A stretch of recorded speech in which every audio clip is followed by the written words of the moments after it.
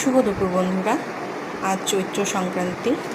আজ অনেকের বাড়িতে অনেক রকম নিয়ম আছে, অনেক রকমভাবে নিয়ম তারা পালন করে। তো আমার শ্বশুর বাড়িতে দেখো আজকে কী কী রান্না করতে হয় সেগুলো আমি করে নিয়েছি।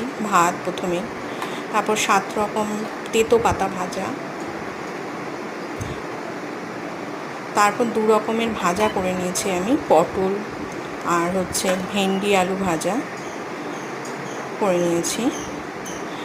তারপর করে নিয়েছি আমি তেঁতোর ডাল বা উচ্ছের ডাল, তোমরা যে যাই বলতে পারো। যদিও আমার বাপের বাড়িতে পাঁচন হয়, ভীষণ ভালো লাগে খেতে এবং খুব মিস করি আমি পাঁচনটা। তো কী করা যাবে বলো, শ্বশুর বাড়িতে এই নিয়ম আছে, এগুলোই। তো তেঁতোর ডাল আর টক ডাল খেতে হয়, মানে আমের ডাল, যে কোনো টক নয়, আমের ডাল খেতে হয় চৈত্র সংক্রান্তিতে। তো দেখো আম ডালও করে নিয়েছি।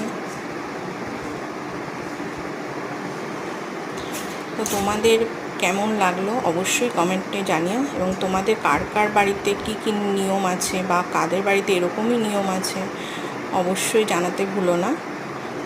আর ভিডিওটা ভালো লাগলে অবশ্যই সাবস্ক্রাইব করে দিও, আর একটা লাইক কমেন্টস অবশ্যই করো।